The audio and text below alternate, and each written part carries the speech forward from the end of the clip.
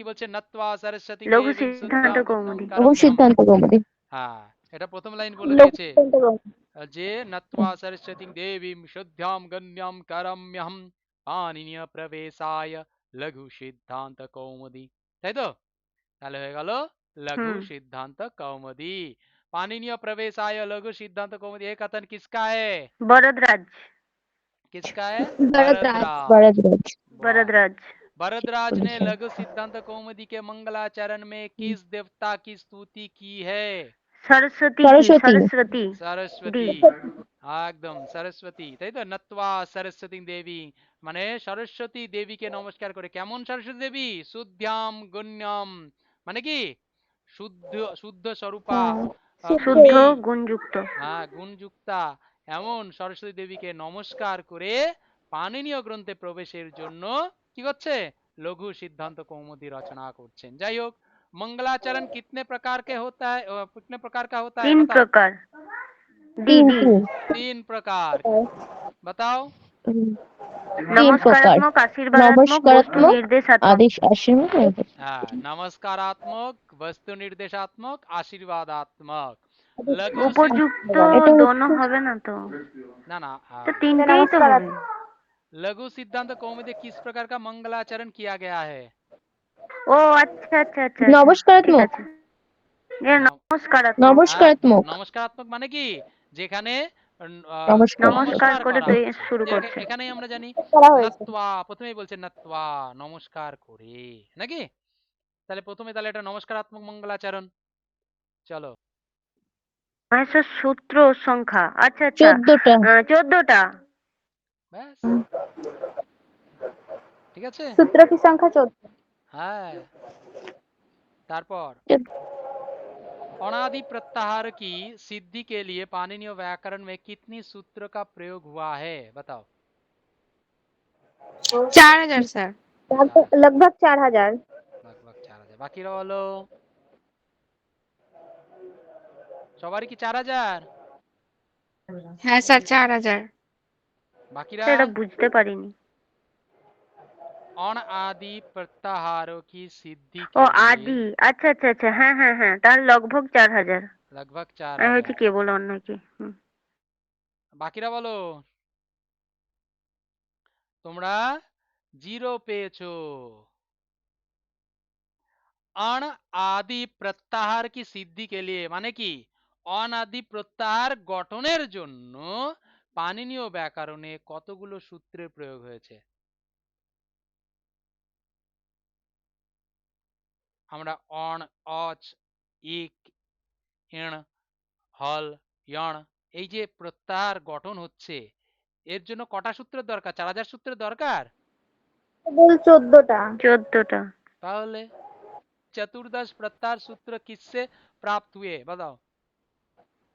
शिव से। শিব সে। शिव सर। शिव। शिव।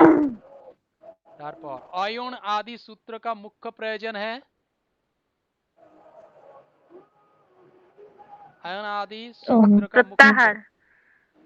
অণ আদি প্রত্যাহারও কি সিদ্ধি। একদম ঠিক আছে। এই সমস্ত সূত্র কেন হয়েছে? অনাদি প্রত্যাহারের সিদ্ধির জন্য, তাই তো? चलो। चतुर्दश माहेश्वर सूत्र में स्थित अंतवर्ण की संज्ञा होती है। চতুর্দশ মাহেশ্বর সূত্রে যে অন্তবর্ণ আছে তার কি সংজ্ঞা হয়? ইৎ সংজ্ঞা। ইৎ সংজ্ঞা। ইৎ সংজ্ঞা। একদম, চতুর্দশ মাহেশ্বর সূত্রে মধ্যে যে অন্তবর্ণ তার কি সংজ্ঞা হয়? তার হচ্ছে ইৎ সংজ্ঞা হয়। তারপর হজবরট, হজবরট आदि सूत्रों के हकार आदि में स्थित हकार, उच्चारण उच्चारण। हाँ, हजबरट आदि सूत्र के जो हकार आदि में स्थित যে অকার, অকারের যে মানে হকারের মধ্যে যে অকারটা থাকে ব্যঞ্জন বর্ণের মধ্যে, সেগুলো কিসের জন্য? উচ্চারণের সুবিধার্থে তোমার দরকার। अच्छा बोलो, लॉन सूत्र में पठित आकार है, बताओ। লন সূত্রের মধ্যে যে লয়ের সঙ্গে যে অকার আছে, এই অকারটা কিসের জন্য? সংজ্ঞক। এটা হচ্ছে ইৎ সংজ্ঞক। বাকিরা বলো। ইৎ সংজ্ঞক। একদম, হ্যাঁ স্যার ইৎ সংজ্ঞক। তারপর भगवान शंकर के डमरू से निकलकर पाणिनि को कितने सूत्र प्राप्त हुए? 14। 14টি স্যার। 14টি। একদম। भगवान शंकर तो के है 14। डमरू से निकलकर पाणिनि के कितने सूत्र प्राप्त हुए? মানে ভগবান শঙ্কর যখন ডমরু বাজিয়েছিলেন কতবার? 14 বার। আর তার থেকে 14টা 14 বার। नवपंचवरम। তারপর गुड। अयुण आदि सूत्र का नाम नहीं है, बताओ। ধাতু সূত্র স্যার। डी আ- धातु सूत्र। একদম। সূত্র যদি চতুর্দশ সবাই সূত্র বলে বা শুধু বর্ণ, ধাতু সূত্র বলে হ্যাঁ, না। বর্ণ সমন্বয় সূত্র, শিব সূত্র, মাহেশ্বর সূত্র, এটা তো বলেই। এটাও বলে প্রত্যাহার সূত্র ধাতু বা অক্ষর সমন্বয় अक्षर সূত্র। समन्वय। ধাতু সূত্র। দেখেছো কি নাম বলে? ওখানে কেন শুধু দেওয়া ছিল? ধাতু সূত্র বলে না। হ্যাঁ ঠিক আছে, আমি বলছি ওখানে কেন দেওয়া ছিল প্রত্যাহার সূত্র, বুঝতে পারলে? হুম। ক্লিয়ার হলো? হ্যাঁ স্যার। না স্যার। এই যে ও এখানে আচ্ছা আচ্ছা, এই যে অক্ষর সমন্বয় অপূর্ণ, আচ্ছা ঠিক আছে। এই যে মাহেশ্বর সূত্র প্রত্যাহার সূত্রের কথা বলছিলে না, এটার কথা বললাম। হুম। যাই হোক, বলো व्याकरण शास्त्र में स्वरों को कहते हैं, बताओ। व्याकरण शास्त्र में स्वरों को क्या कहते हैं? অচ স্যার।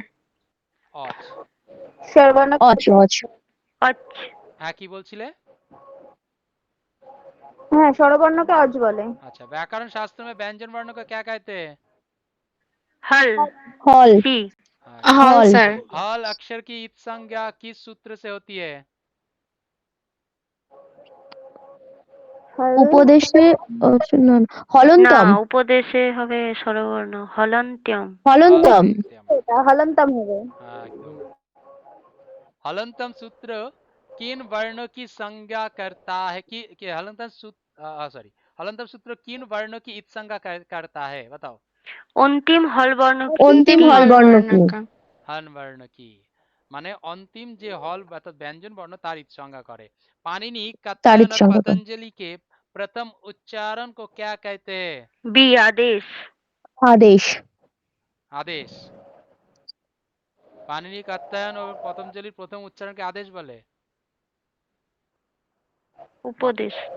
না? উপদেশ স্যার। হ্যাঁ, কি বলা হয়? হ্যাঁ হ্যাঁ। উপদেশম আদ্য উপদেশ। উচ্চারণম। উপদেশম উপদেশ। আদ্য উপদেশ। উচ্চারণম। উপদেশে মানে আদ্য উচ্চারণকে, প্রথম উচ্চারণকে বলা হয় উপদেশ।